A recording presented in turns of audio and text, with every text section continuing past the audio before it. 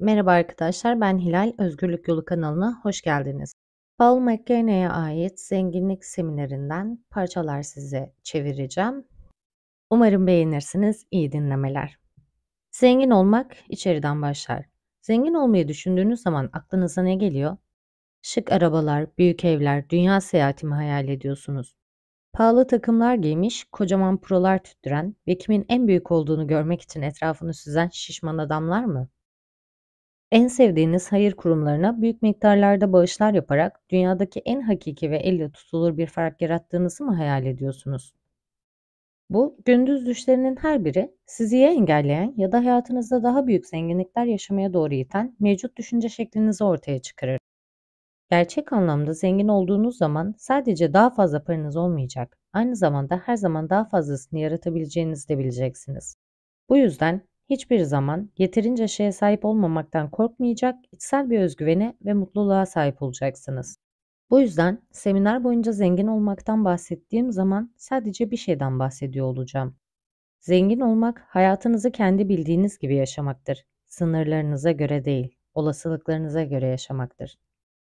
Henüz sandığınızdan daha zengin olduğunuzu fark edememiş olabilirsiniz. Size şunu sorayım. Dünyanın bütün parasına sahip olsaydınız hayatınızın ne kadarı gerçekten değişirdi? Arkadaşlarınızı değiştirir miydiniz? İşinizi değiştirir miydiniz? Sizi güldüren şeyleri değiştirir miydiniz? Yaşadığınız yeri değiştirir miydiniz? Kullandığınız aracı değiştirir miydiniz? Yediklerinizi değiştirir miydiniz? Ve yediklerinizi değiştirir miydiniz? Hayır cevabını verdiğiniz her soru hayatınızın halihazırda zengince yaşadığınız bir alanına karşılık gelir. Evet cevabını verdiğiniz her alan daha zengin olacağınız bir alana işaret etmektedir. Henüz zengin değilseniz bu ne sizin hatanız ne de anne babanızın hatasıdır. Hatta bunun suçlusu toplum, devlet ya da kader de değildir.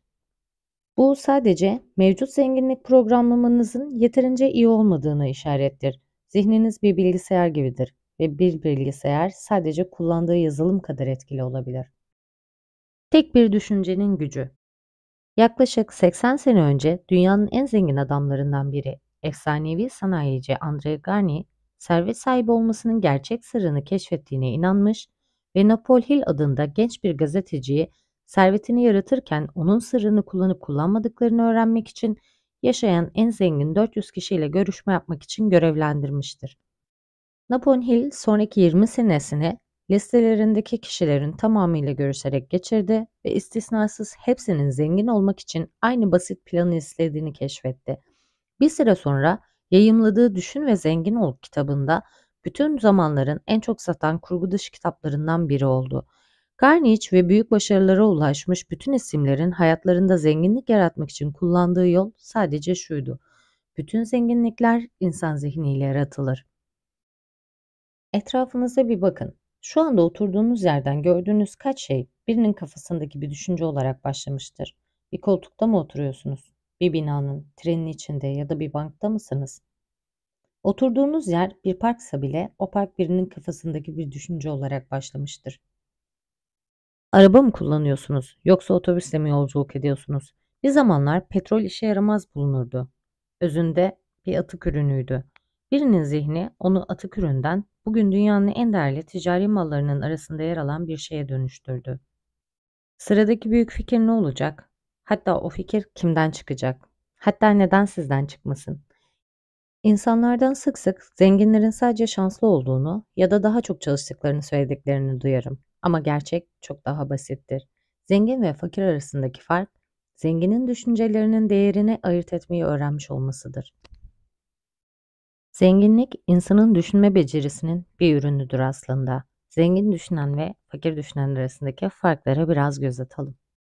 Zenginlikle ilgili çalışmalarımda öğrendiğim en önemli şeylerden biri, bir insanın hayatının zenginliğini kullandığı arabayla ya da banka hesaplarının boyutuyla belirleyemeyeceğiniz oldu. Bu yüzden bu eğitimde zengin insanlara ya da fakir insanlara değinmeyeceğim. Bana göre zengin insan, fakir insan diye bir şey yoktur. Zengin düşünen insanla fakir düşünen insanlar arasındaki muazzam farklar vardır. Zengin düşünenler banka hesaplarının halihazırdaki durumundan bağımsız olarak zengin olacaklar. Hep olasılıklar peşinde olup kendi bildikleri gibi yaşayacaklardır. Gerçi nakit açısından darboğaza düşseler de bu uzun sürmeyecektir. Hayatlarında gerçekten yapmak istedikleri şeyleri yapmanın bir yolunu her zaman bir şekilde bulacaklardır. Diğer yandan fakir düşünenlerin kocaman evleri, şık giysileri olabilir ama kafaları geleceğe dair korkulara ve etrafındakilere karşı güvensizliklerle doludur. Bütün paraları kaybolsa bile her şeyin yolunda gideceğini bilmedikleri için sürekli olarak sahip olduklarını korumaya ve başkalarından daha fazlasını kapmaya çabalayacaklardır. Bir kısmı öyle olmakla birlikte zengin düşünenlerin mutlaka en iyi eğitim almış ya da doğuştan en yetenekli insan olmaları gerekmez.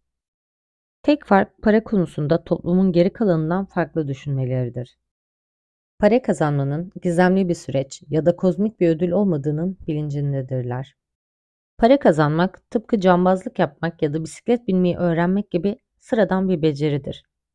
Bu beceriyi kazandığınız zaman nerede olursanız olun, etrafınızda neler yaşanırsa yaşansın para kazanabilirsiniz. Ama bu beceriyi kazanana kadar etrafınızdaki insanlar varlığa kavuşsa bile siz kendinizi çabalarken bulabilirsiniz. İşte bu yüzden Richard Branson ya da Anita Roddick elindeki bütün parayı alsanız bile o parayı çok kısa bir süre içerisinde tekrar yerine koyabilirler. Çünkü onlardan alamayacağınız tek şey zengin düşünme ve sonuç olarak para kazanma becerileridir. Başarınızın ilk anahtarı budur. Zenginliğinizin uzakta bir yerde olmadığını ve tam şu anda oturduğunuz yerde zihninizin içinde sizin onu bulmanızı beklediğinizi anlamaktır. Ve onu bulmak için zihninizin içine gireceksiniz. İşi keşfetmek üzere olduğunuz alanı net bir şekilde anlamakla başlamak faydalı olacaktır. Peki, zihniniz aslında nasıl çalışır? Çocukken ailemle bir kamp tatiline gittiğimizi hatırlıyorum. İlk gece gökyüzü karanlıktı ve az miktardaki ay ışığı bulutların arkasına gizlenmişti. Bölgeye yabancı olduğum için korkmuştum. Neyse ki bir fenerim vardı. İlk başta feneri sadece korkutucu seslerin geldiği yerine tuttum ve sonuç olarak etrafımı çevreleyen alana dair gerçek bir his edinemedim.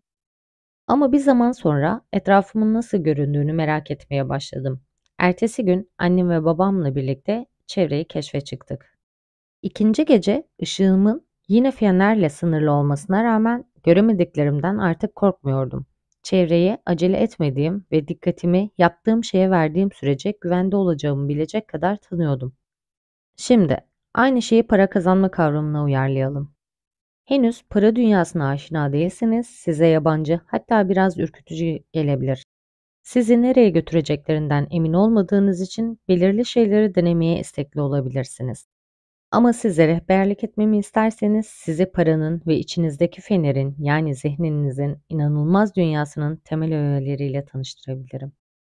Öncelikle başarılı olmak için bilinciniz ve bilinçaltınız arasındaki gerçek farkları anlamanız büyük bir önem taşıyor. Bilinciniz, dünyaya anlam verebilmenin başlıca iki yolu var. Bilinçli ve bilinçsiz olarak. Bu eğitim boyunca bu iki kavramdan bilinç ve bilinçaltı olarak bahsedeceğim. Bilinciniz gün boyunca aktif ve bilerek düşünerek kullandığınız zihninizdir. Büyük olasılıkla onu ben olarak gördüğünüz sürekli bir iç ses olarak yaşıyorsunuz. Bilincin kendine göre faydaları olmakla birlikte tek başına başarabilecekleri son derece sınırlıdır. Çalışmalar bilincin bir anda sadece bir elin parmakları kadar fikri bir arada tutabildiğini göstermektedir. İşte bu yüzden hayatınızın büyük kısmı otomatik olarak diğer zihniniz tarafından yönetilir. Bilinçaltınız sizin daha büyük olan zihninizdir. Her saniye duygusal bilgilerin milyonlarca mesajını işleyebilir ve bütün bilgeliğinizi, anılarınızı ve zekanızı içerir. Yaratıcılığınızın kaynağıdır ve belki buradaki amacımız açısından en önemlisi, hayatınızı sürdürmede kullandığınız bütün otomatik davranışlar ve programların depolarını yürütür. Yani bilinçaltı beyinde hepsine aynı konsantre olmak zorunda kalmadan eş zamanlı olarak birden fazla şey yapmamıza izin veren bir otomatik pilot fonksiyonuna sahip olmak gibidir. Bu programlar yani alışkanlıklar bilincimize başka şeyleri düşünecek özgürlüğü verdikleri için faydalıdırlar. Araba kullanmayı öğrenmek bir sürü küçük alışkanlığı öğrenmeyi gerektirir. Sinyal verme, gaza basma, frene basma, dönme vesaire. Bu eylemler bilinçli olarak defalarca pratik yaptıktan sonra alışkanlığa dönüşür. Ve artık arabaya binip nereye gitmek istediğinize karar vermeniz yeterli olur. Ama göreceğimiz gibi Hayatımızı değiştirmek ve güncellemek istiyorsak bazen eski ve modası geçmiş programları güncellememiz gerekir. Bilinçaltınız zenginliğe programlanmadan öğrendiğiniz, bildiğiniz ya da yaptığınız hiçbir şey uzun vadede fark yaratmaz. Bilinçaltı programlamamızı mantıklı argümanlarla ve hatta çok çalışmakla yenemezsiniz. Zihninizi zenginliğe sadece hayal gücünüzün yaratıcı uygulaması aracılığıyla yeniden programlayabilirsiniz. Peki siz hangi yönde ilerliyorsunuz?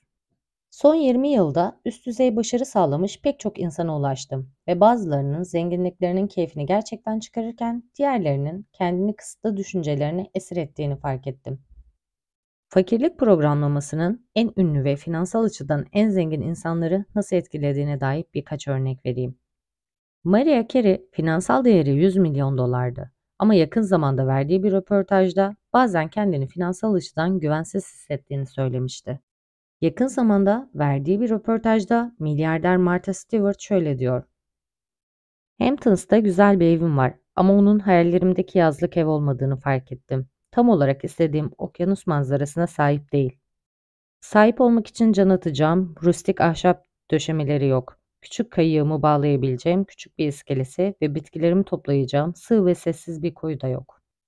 Değerinin 1 milyar doları aştığı yönündeki spekülasyonun doğrulamasını istediğimiz zaman Paul Getty cevabı şöyleydi: Evet, sanıyorum doğru ama 1 milyar dolar eskisi kadar çok dayanmaz.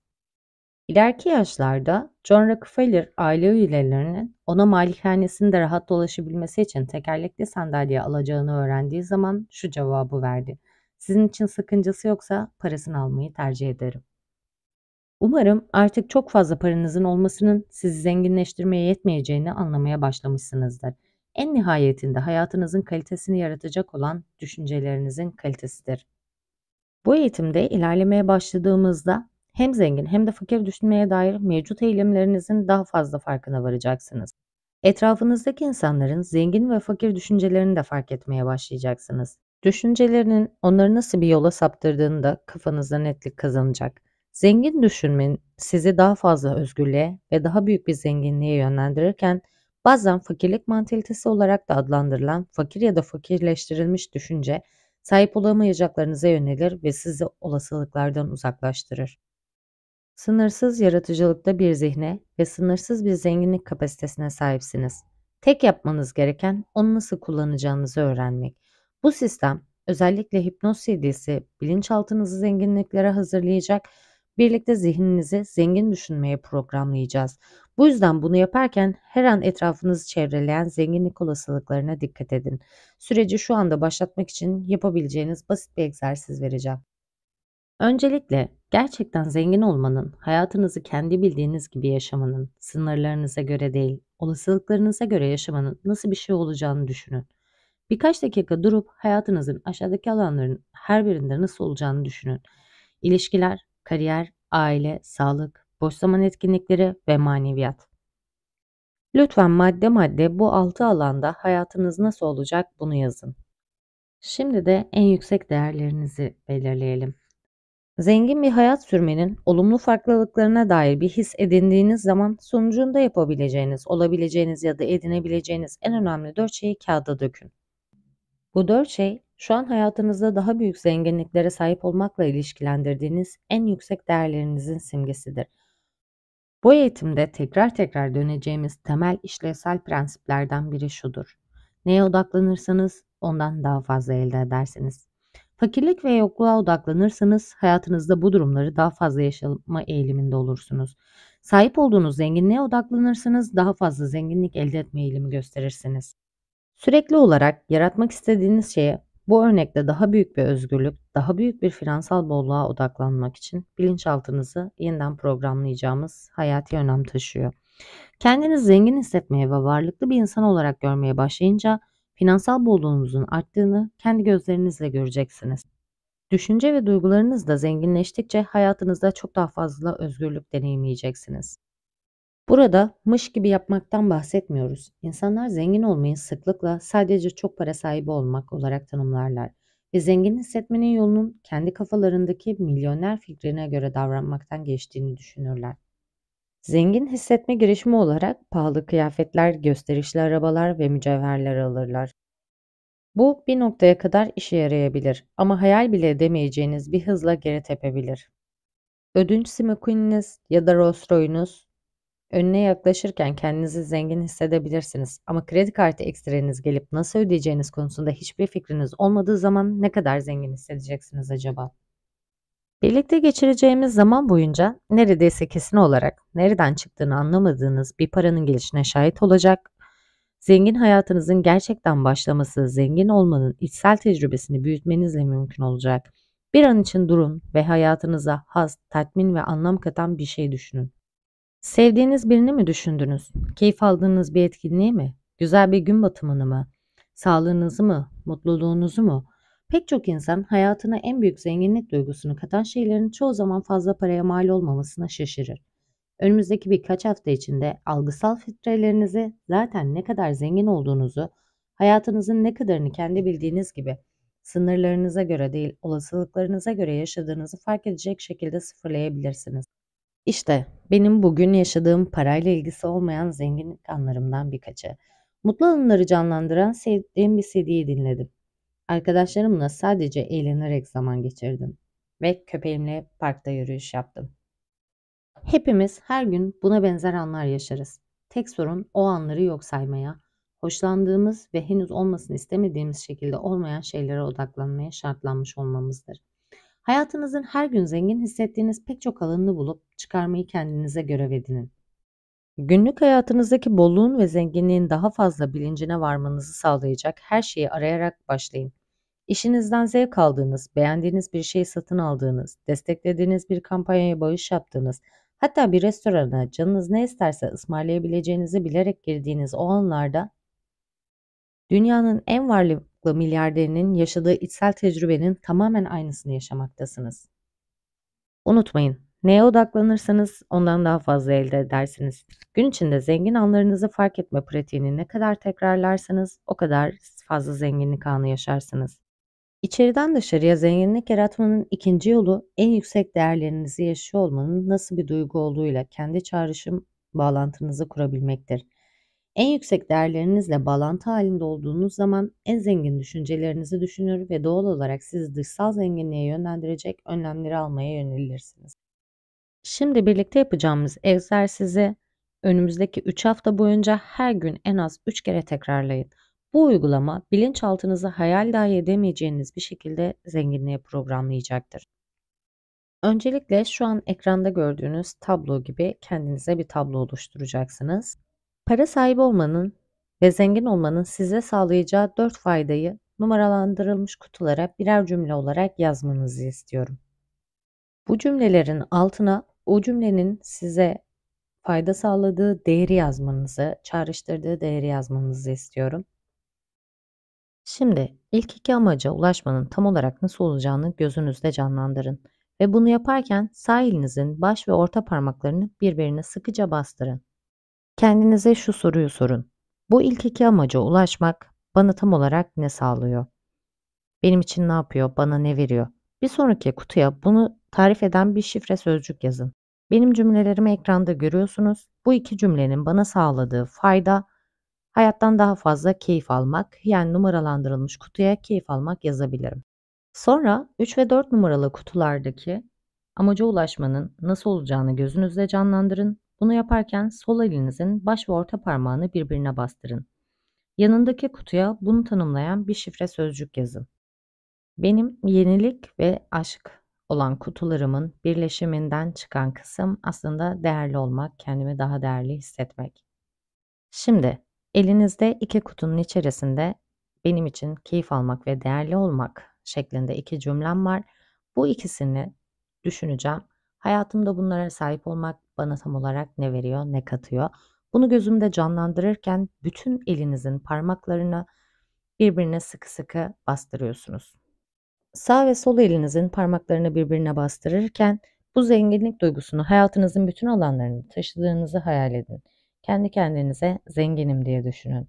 Her sabah bu duyguyla uyandığınızı hayal edin ve günlük hayatınızda kendinizi bu kadar zengin hissettiğiniz zaman göreceklerinizi görün, duyacaklarınızı duyun ve bunun size nasıl geleceğini hissedin. Sanki şu anda oluyormuş gibi gerçekleşmesini sağlayın. Unutmayın, bu uygulamayı önümüzdeki 3 hafta boyunca her gün günde 3 kere yapmanızı istiyorum. Aslında ilk oluştururken biraz zor ama sonra sadece birkaç dakikanızı alacak bir pratik. Aynı zamanda eğer Paul McKennan'ın Hipnoz serisini şu an elinizde varsa bunun içerisinde geçen yani Hipnoz serisinin içindeki alıştırmalardan da biri bu. Orayı nasıl yapacağınızı da öğrenmiş oldunuz. Bu bölümü sonlandırmadan olası kısa aklınıza takılabilecek soruları cevaplayalım birlikte. Bu uygulamalar gerçekten işe yarıyor mu? İşte fakir düşünme diye buna denir. Sizden zihninizin idrak kısmını rafa kaldırmanızı istemiyorum. Hiç alakası yok. Aslında zenginliğe katkıda bulunmaya çalışan biriyle sizi ondan ayırmaya çalışan biri arasındaki farkı değerlendirmek gerçek anlamda zengin olanların en değerli becerilerinden biridir. Ama eğer fakir düşünüyorsanız, fakirlik programlarınızın sizi harekete geçmekten alıkoymasına izin verirseniz zenginlik yolundaki ilk adımı bile atamazsınız. Şöyle düşünün, siz iyi ya da kötü bir insan yapacak olan para değildir. Güç gibi para da sadece bir arttırıcıdır. Kimseyi gerçekten yozlaştırmaz. İçeride zaten olanları açığa çıkarır. Eğer siz hayatınızı kendi değerlerinizle, kendi bildiğiniz gibi yaşamak kararını verdiyseniz, daha fazla paranızın olması sadece o değerleri daha geniş bir ölçekte yaşamanıza ve dünya üzerinde daha büyük bir olumlu etki bırakmanıza imkan sağlar. İkinci sorumuzsa şu: nasıl yani? Zengin insanlar diğer herkesten daha şanslı değil mi? Öncelikle zengin insan ya da fakir insan diye bir şey yok. Zengin düşünme, bankada ne kadar paranız olursa olsun zengin bir hayatın yolunu açar. Ve şans konusuna gelince bilimsel araştırmalar öyle olmadığını gösteriyor. Bir Amerika Üniversitesi'nde proaktif kişilik denen şeyin etkileri hakkında yakın zamanda yapılan bir çalışma, fırsatları teşhis eden ve onlara göre hareket eden insanların daha fazla para kazandığını, daha sık terfi ettiğini ve işinde daha mutlu olduğunu ortaya çıkardı. Başka bir deyişle düşünme, hissetme ve davranış biçimimizle kendi şansımızı yaratırız. Şampiyon beyzbol oyuncusu Errol Wilson dediği gibi, elbette başarı bir şans meselesidir. İnanmıyorsanız başarısız olan birine sorun. Ve son sorumuz: para ne zaman gelmeye başlayacak? Ödemem gereken faturalarım var. Eğitimin 5. bölümünde de göreceğiniz gibi çabuk zengin olma mantalitesi hemen hemen her zaman zenginliğin iki büyük düşmanının sonuncusudur. Korku ve açgözlülük. Para kazanmak biraz zaman alabilir. Ama zenginlik enerjisini ve içeriden dışarıya doğru zengin olma tecrübesini büyüttükçe hayatınızın hiçbir zaman kaybetmeden iyi yönde değişmeye başlayacağını göreceksiniz. Bunu size garanti ediyorum. Parayla ilgili olan ilişkinizi dönüştüreceğimiz ikinci bölümde görüşmek üzere. Sizi seviyorum.